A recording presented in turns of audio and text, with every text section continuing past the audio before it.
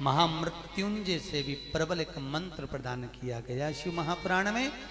जैसे भागवत जी का मूल मंत्र क्या है?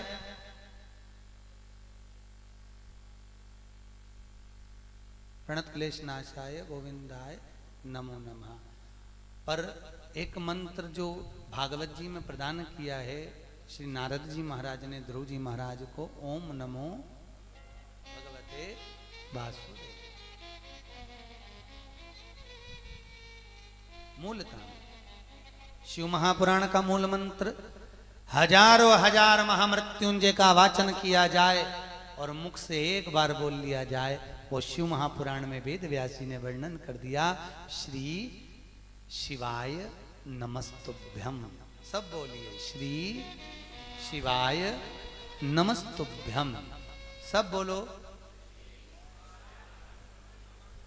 अच्छे से बोलो, धीरे धीरे बोलो। श्री शिवाय नमस्तुभ्यम। कोई भी मंत्र का जाप करो, कभी भी करो, जरा जल्दी जल्दी ना करिए, बहुत प्रेम से।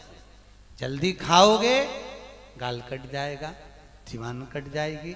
जल्दी जपोगे भजन कट जाएगा, जाप कट जाएगा, उसका कोई पुण्य नहीं मिलेगा।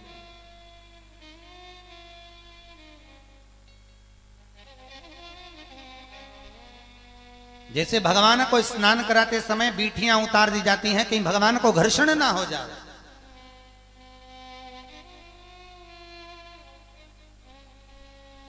अब आप लोग उतारते हो कि नहीं उतारते वो भगवान जाने, ठीक है। नहीं तो कई तो वो रामनवमी जन्माष्टमी पे मैंने देखा है, ऐसा थाली में भगवान को रख लेते हैं और जो घिसने पड़ते हैं भगवान को, फिर तो वो चाहे दांत घसने का बरस क्यों ना हो, और भगवान भला करे या तो नींबू से घिस देते हैं, और नींबू आ गया पाउडर, हाँ वो पीताम्बरी से घिस देते हैं।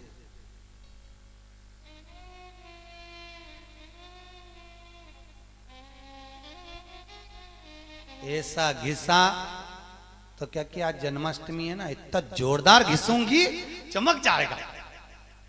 ऐसा घिसा भगवान को भी लगा आज मेरा हैप्पी बर्थडे टू यू, और इतना घिस दिया मुझको। आवांद तेरा जन्मदिन, मेरे जन्मदिन पे तूने घिसा, और मालूम पड़े शादी की सालगिरह आई या जन्मदिन आया, पति के साथ गाड़ी पे जा रही थी मंदिर दर्शन करने, और जो स्पीड ब्रेकर पे से गाड़ी गिरी और जो घसाई, सब दूर से हॉस्पिटल में पड़ी। घर के लोग मिलने आए, ये क्या हो गया? मैं तो आज मेरा जन्मदिन और भगवान के दर्शन करने जा रही थी और घस आ गई, और क्या कि मैं तो अच्छा काम करने जा रही थी और घस आ गई, और वो भी मेरे जन्मदिन वाले दिन। भगवान के मेरे जन्मदिन वाले दिन तूने घसा और मैंने घसा, तब मालूम पड़ा। भगवान को भगवान मानिए, पीतल की मूर्ति नहीं, पाषाण की मूर्त नहीं।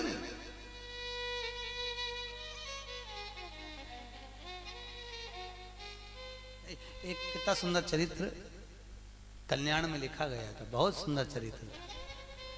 एक बाबा को एक संत को जाना था कुंभ के मेले में। उसके पास में छोटे से लड्डू गोपाल देखे ना, आगे बैठा ना हमारा कल्लू, इसका नाम कल्लू है, आगे बैठा दिख रहा होगा आपको, कल्लू है। अपने घर में भगवान जो होते हैं ना, उनका नाम जरूर होना चाहिए। जैसे अपने बच्चा पैदा होता है तो उसका नाम जरूरी है ना, आजकल हॉस्पिटल से जब भी भेजते हैं नाम रखोगे तभी है, क्योंकि जन्म प्रमाण पत्र बनता है। तो भगवान भी अपने घर में रहे तो उनका नाम जरूर होना चाहिए, नहीं तो आखिरी में किस नाम से बुलाओगे तुम भगवान को? है कभी बोलोगे राम जी तू आ जा, शंकर जी तू आ जा, कन्हैया जी तू आ जा, तो शंकर जी सोचे कन्हैया जाएगा, कन्हैया सोचे हनुमान जाएगा, हनुमान सोचे वो जाएगा, इतनी देर में तुम ही चलेगा। तो इसलिए नाम होना जरूरी है। तो एक बुढ़िया के पास में बाबा पहुंचे। बाबा ने कहा माँ मेरे पास में छोटे से लड्डू गोपाल हैं, तू रख ले, और मैं 1 महीने बाद जब कुंभ के मेले से आऊंगा तो उससे ले लूंगा। नहीं मेरे से बने नहीं, सेवा मेवा तू ही ले जा तू। तो बाबा को मना कर दिया बुढ़िया ने, बुढ़िया मना कर दी। बाबा ने कहा माँ रख लेना लड्डू गोपाल, तेरा क्या जाए? नहीं मैं नहीं रखूंगी, जा तू, मेरे पास टाइम नहीं, घर में काम इतना पड़ा है, तेरे ठाकुर जी की काय को सेवा करूंगा, इतने में बाबा को लगा ये तो रखी नहीं रही, मुझे कुंभ के मेले में जाना है। बाबा ने लड्डू गोपाल को लिया और अपने तन पे जो पिछोड़ा था उसमें से लपेट के अलमारी पे रख के और खिड़की में से बाहर आके बोला, माँ मेरे ठाकुर जी तेरी अलमारी पे रखे हैं, सेवा कर लेना, 1 महीने बाद आऊंगा ले लूंगा। अम्मा ने सोचा पड़े रहने दे, मेरे को काय को सेवा करना, पड़े। अम्मा ने पड़ी रहने दिया, उठाए नहीं। अब बूढ़ी मैया खूब चना से के खाए, रोटी बनाए खाए। अम्मा के मन में आया, पटक के चले गया, क्या करूं अब उठाई लूं, थोड़े दिन सेवा ही कर लूं। जो उठाने गई कपड़ा में से खोला तो इसने कभी लड्डू गोपाल तो देखे ही नहीं थे कि लड्डू गोपाल कैसे होते हैं। इसने तो कन्हैया जी देखे थे खड़े हुए बंसी बजाते हुए। जो भगवान को निकाला तो वो तो लड्डू गोपाल का हाथ पांव देख के थकित रह गई। बताओ, वो बुढ़ा यहाँ पटक के चले गया और ये तो ठंड में अकड़ गया। अब इसको तो लगा कि भगवान ठंड में अकड़ गया, हाथ यूं हो गया ने दूसरा हाथ यूं ने, पांव पीछे चले गया ना हाथ नीचे। बेचारी घबराई, क्या करूं। बाजार गई, सरसों का तेल लाई, चूल्हा में तपाया, गरम करके खूब मलती जाए और बाबा को गाली देती जाए। वो बुढ़ा यहाँ पटक के चले गया। बताओ बेचारा ठंड में कैसा हो गया। भगवान की तो देखो फजीयत कर दी। अब बुढ़िया खूब बोलती जाए, सरसों का तेल मलती जाए। अब तो इसका खाना पीना सब छूट गया। अब तो मलती जाए, अब गाली भी नहीं दे, केवल मले। 8 दिन हो गया ना बुढ़िया ने कुछ खाया ना पानी पिया। आज लक्ष्मी मैया नारायण जी के चरण दबाने के लिए आई। जैसे चरण दबाई तो हाथ में तेल आ गया। लक्ष्मी जी ने पूछा, नारायण तुम्हारी धोती में ये तेल कहां से आया? भगवान बोले, बुढ़िया मेरे हाथ पैर सीधा करने में लगी है। बुढ़िया हाथ पैर सीधा करने में लगी है। प्रभु पीतल की मूर्ति घिस रही है और बैकुंठ तक तेल आ गया तो बुढ़िया हाथ पैर सीधा नहीं हुआ तो तोड़ भी देगी, याद रख लो। इसलिए निवेदन है, नीचे जाइए और बुढ़िया के सामने जाके हाथ पैर सीधा कर दीजिए। भगवान, बुढ़िया बेहोश होने ही वाली थी, इतनी देर में नारायण आ गए और आकर कहा, माँ आज तक मुझे यशोदा मैया सीधा नहीं कर पाई, आज तक मुझे देवकी माँ सीधा नहीं कर पाई, पर आज तेरी भक्ति से मैं हाथ और पांव सीधा कर देता हूँ। पीतल की मूर्ति लड्डू गोपाल ने पीतल की मूर्ति के हाथ पैर सीधे कर दी, पीतल की मूर्ति के। और अम्मा ने उसको तुरंत रजाई में दुबक दुबक के सुलाया, कहीं फिर नहीं अकड़ जाए। पूरी रजाई में दुबक के फिर सुलाया। 1 महीने बाद बाबा आ गए। बाबा ने कहा, माँ मेरे ठाकुर जी वो अलमारी के ऊपर रखे। बाबा ने जैसे ठाकुर जी उठाए तो उनके तो हाथ सीधे पांव सीधे। तो बाबा बोले, ये तो मेरा है ही नहीं। अरे तेरा नहीं तो किसका है? अरे मेरा तो ऐसा था, लड्डू गोपाल हाथ में थे लड्डू, नीचे हाथ पीछे पांव। अरे बुढ़िया के मैं समझी कि ठंड में अकड़ गया, ठंड में अकड़ गया, मैंने मालिश कर करके सीधा कर दिया। इतने में बाबा ने माँ के चरण पकड़ लिए। माँ मैं उसको कुंभ के मेले में ढूंढ रहा था, मुझे क्या मालूम था कि मेरा सरकार तो तेरे दरवाजे पर खड़ा था, मुझे मालूम ही, मुझे क्या।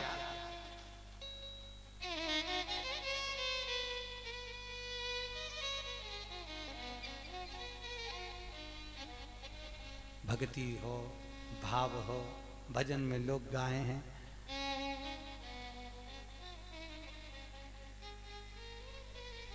भाव में लोग, भक्ति की मूलता में लोगों ने सुना।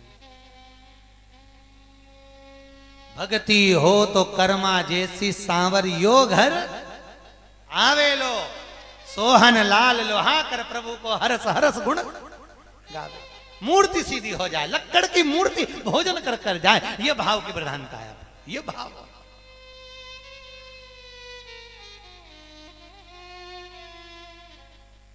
भगवान के कितने दर्शन होते हैं? शंकर जी के, ठाकुर जी के कितने दर्शन होते हैं? राम जी के कितने दर्शन होते हैं? किसी भी मंदिर में जाओ तो दर्शन कितने करना चाहिए? शिव महापुराण कह रही है 5 दर्शन। कितने? 5। पहला दर्शन है भगवान के चरण का, काय का चरण। दूसरा दर्शन भगवान की नाभि का। तीसरा दर्शन भगवान के वक्ष स्थल का, शिव महापुराण कहती है।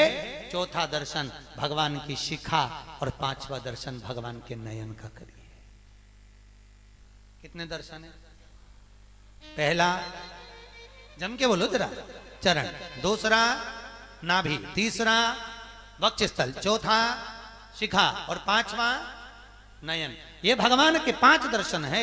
प्रथम दर्शन चरण का, जब भगवान शंकर के चरण का दर्शन करो, राम चरण का दर्शन करो, कृष्ण चरण का दर्शन करो, लक्ष्मी नारायण के चरण का दर्शन करो, तो भगवान से विनती करो, हे ठाकुर मैं आपके चरणों का दर्शन कर रहा हूं, हे मेरे शिव आपके चरणों में मुझे समाहित कर लेना। दूसरा दर्शन नाभि का करो, नाभि का दर्शन करते समय कहो, हे नारायण, हे मेरे शिव, हे मेरे कैलाशी, हे मेरे ब्रह्मा, हे मेरे लक्ष्मी नारायण, हे मेरे राम, हे मेरे कृष्ण, मैं आपके नाभि का दर्शन कर रहा हूं। जैसे आपने ब्रह्मा जी को कमल के पुष्प के ऊपर नाभि से बाहर निकाल दिया था, ऐसे ही मुझे भवसागर से बाहर निकाल देना। तीसरा दर्शन, जम के बोलो, बक्षस्थल, भगवान की छाती का, मेरे शिव के बक्षस्थल, नारायण के बक्षस्थल का, राम कृष्ण के बक्षस्थल का दर्शन करो। और दर्शन कर कर कहो, हे भगवान मैं आपके हृदय का दर्शन कर रहा हूं। हृदय मालूम है ना? एक व्यक्ति ने किसी से पूछा, भगवान एक बात बताओ, नारायण से पूछा, हे प्रभु हमारे यहाँ ज्यादा नींबू आता है तो हम अचार डाल लेते हैं, सही है कि गलत है? हमारे यहाँ ज्यादा केरी आती है तो हम अचार डाल लेते हैं, हमारे यहाँ ज्यादा आंवला आता है तो हम अचार डाल लेते हैं। तुम्हारे पास में इतने सारे भगत, संत, साधु, सन्यासी, तपस्वी भजन कर करके, कथा सुन सुनकर, दान कर करके, पुण्य कर करके, खूब रामकृष्ण भगवान का भजन कर करके, अंत में मरकर इतने सारे संत साधु, इतने सारे भगत तुम्हारे पास में आते हैं, तो भगवान तुम क्या करते हो? भगवान बोले हम भी अचार डाल लेते हैं। भगवान बोले हम भी अचार डाल लेते। अब भक्त को चक्कर आ गया कि हमारा अचार और तुम्हारा अचार में कितना अंतर है, तुम कैसे अचार डालते हो? भगवान बोले सीधी सीधी बात है, अचार को कांच की बर्नी में रखना पड़ता है, चीनी में रखना पड़ता है, स्टील, तांबा, पीतल में अचार खराब हो जाता है। भगवान कहते हैं जितने भगत पृथ्वी पर कथा सुनने के बाद में, शिव महापुराण सुनने के बाद में, मंदिर में दर्शन करने के बाद में, संत महात्मा, जोगी, सन्यासी, तपस्वी, साधक, उपासक जितने भी हैं, भजन करने के बाद में जब मरने के बाद मेरे पास आते हैं, भगवान कहते हैं मैं उनको अपने हृदय की कांच की बरनी में संभाल कर रख लेता हूं। अपने भक्तों को, अपने संतों को भगवान हृदय की बरनी। और भगवान कहते हैं अचार हर किसी के आगे नहीं परोसा जाता, अचार खाने का भी तरीका है। किसी को अचार की फांक अच्छी लगे, किसी को तेल अच्छा लगे, किसी को मसाला अच्छा लगे, लोग चाट चाट कर खाते हैं। भगवान कहते हैं मैं भी यही करता हूँ, अचार की बरनी खोलता हूँ, 7 दिन के लिए गीता वाटिका में एक अचार की फांक पटक देता हूँ, लोग जाके 7 दिन तक अचार चाट चाट कर खाते हैं। और किसी को भजन में आनंद आता है, किसी को कथा में, किसी को दृष्टांत में। यही तो अचार है। शिव महापुराण का अचार की बरनी खुली है, चाटिए। कोई आपसे पूछे कहां गई थी, कि ना अचार चाटने गई थी?